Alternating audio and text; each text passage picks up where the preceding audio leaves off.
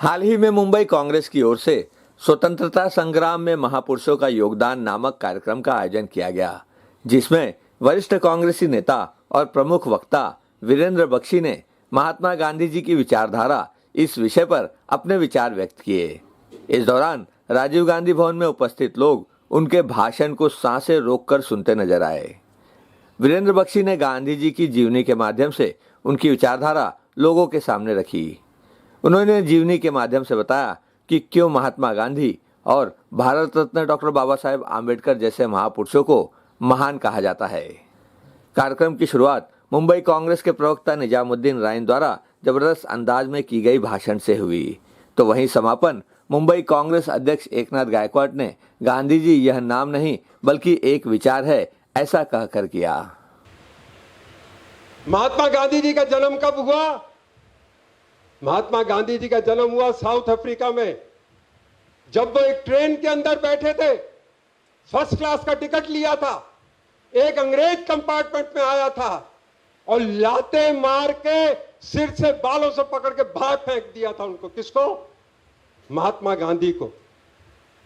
Doctor बाबा साहब अम्बेडकर, जिनके समाज को इतने सालों से हिंदुस्तान के अंदर सताया जा रहा था, तकलीफ दी जा रही थी, उनको अपने बराबर का नहीं समझा जा रहा था, ये दो व्यक्तियों का मिलन।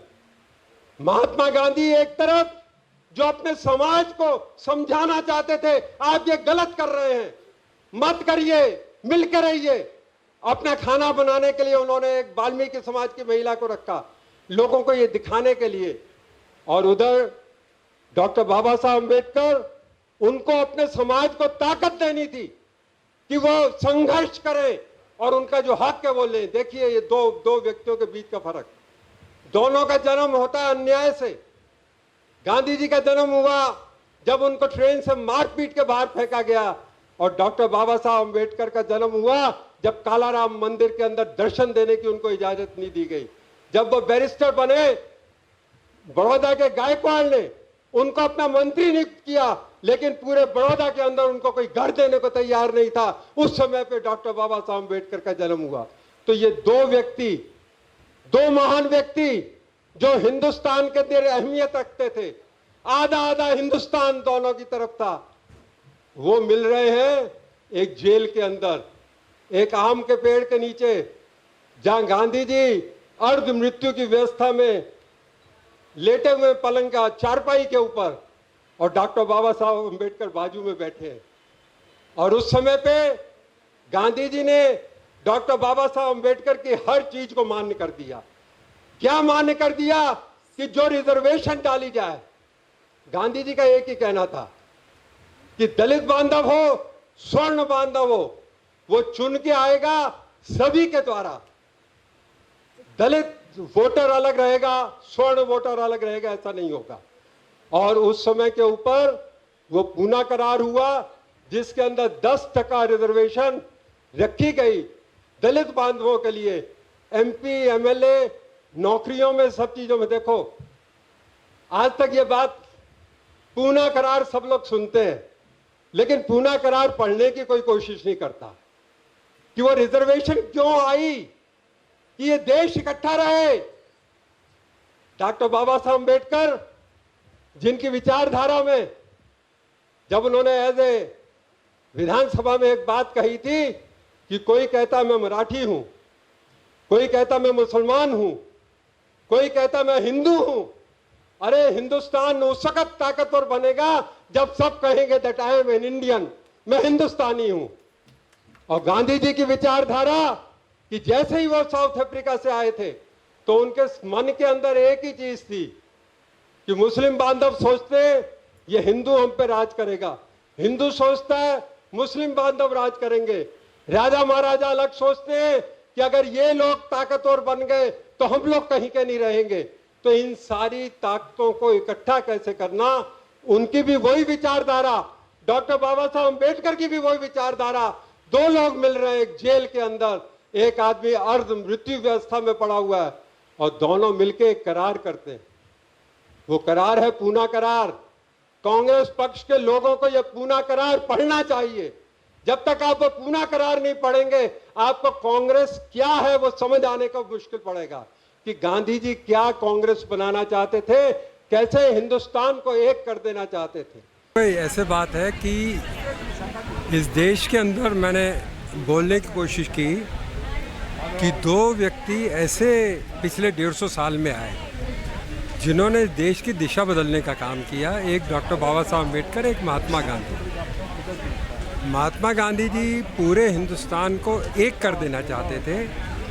जो हिंदुस्तान में 5000 घुड़सवार किसी विदेश से आते थे, पूरा हिंदुस्तान चीर के जाते थे, सोमनाथ मंदिर भी लूट लेते थे और किसी को कुछ फर्क नहीं पड़ता था। उस हिंदुस्तान को महात्मा गांधी जी ने एक करने का काम किया और वो जो एकता पैदा हुई उसी से अंग्रेज घबरा गए कि भाई अभी तो ये इतने इकट्ठे हो गए, ये हमारे लिए मुश्किल काम है। तो गांधी जी को हमने समझना चाहिए। दूसरा, कहीं पे भी हिंसा ना हो, हिंदू मुस्लिम को न मारे, मुस्लिम हिंदू को न मारे, हिंदू मुस्लिम को ना मारे, मुस्लिम हिंदू को न मारे, क्योंकि उससे किसी का फायदा नहीं, उससे सभी का नुकसान है, विकास पीछे जाता है। और इसके लिए उन्होंने ये चीज़ इकट्ठी करने के लिए, दलितों के ऊपर अत्याचार ना हो जो उन जमाने में बहुत होता था, तो ये एक गांधी जी का एक मिशन था, जो मिशन में वो कामयाब हुए। मेरा ये उद्देश्य है कि जिस समाज को, जिस संस्था को अपने पुरखों का इतिहास मालूम नहीं, हिस्ट्री मालूम नहीं, वो भविष्य नहीं गढ़ा सकते हैं। हमें गांधी जी का विचार, हिस्ट्री सबको मालूम होना चाहिए। गांधी जी एक व्यक्ति नहीं थे, गांधी जी एक विचारधारा थे। वो विचारधारा लोगों तक पहुंचाना चाहिए, लोगों को मालूमात होगा। इसलिए ये स्वातंत्र संग्राम में जिस महापुरुष में योगदान दिया, उसके विचार, उनकी कार्यकर्तृत्व हमारे कांग्रेस के कार्यकर्ता को लेके तक पहुंचाना हमारा हम काम करना चाहते हैं। इसके वजह से हर महीने में एक होगा और उसमें स्वतंत्रता में काम किया हुआ सभी हमारे नेता का जो काम है, जो योगदान है, वो हमारे कांग्रेस वाले को हम बताएंगे। नहीं, ऐसा है, हमारा ट्रेनिंग चालू है। मैंने ट्रेनिंग का कार्यक्रम संदेश कोंडुलकर को दिया है। वहाँ हर सब्जेक्ट के ऊपर ट्रेनिंग चलती है। कोरोना के क्या है, क्या बीमारियाँ है, कैसी होगी, उसके ऊपर हो गया। चाइना ने कैसा घुसखोरी किया, उसके ऊपर हो गया। अभी कल हमारे किसान भाई का क्या तकलीफ है, नया कानून किसान के लिए और आम जनता के लिए, खेती के मजदूर के लिए कितना तकलीफ का है, उससे क्या फ़ायदा है, कितना नुकसान है, वो बताने का हमने कोशिश किया। अभी कल कामगार को जो नए कायदे कानून हो गए, वो कानून के ऊपर मालूमात देना होना चाहिए। तो पहला ये मुंबई जो है एक कामगार नगरी है, तो कामगार नगरी के हमारे कार्यकर्ता को जो कामगारों के नए कानून बन गया, वो कानून हमारे किसानों के कानून कैसे किसान विरोधी है और कामगार के कानून कैसे कामगार विरोधी है, वो लोगों को बताना जरूरी है और हम वो बता रहे हैं। क्यों तो लोगों का अगर मालूमात नहीं होगा तो लोगों का उसमें गलतफहमी होती है, वो गलतफहमी होने देना नहीं। इस कार्यक्रम में मुंबई कांग्रेस अध्यक्ष एकनाथ गायकवाड़, प्रमुख वक्ता वीरेंद्र बख्शी, कांग्रेस प्रवक्ता निजामुद्दीन राइन के अलावा मुंबई कांग्रेस महिला अध्यक्ष डॉक्टर अजंता यादव, कोषाध्यक्ष संदीप शुक्ला सहित प्रवक्ता रामकिशोर त्रिवेदी और कई पदाधिकारी तथा कार्यकर्ता मौजूद थे। कैमरामैन इकबाल शेख के साथ संध्या श्रीवास्तव, ग्लोबल चक्र न्यूज, मुंबई।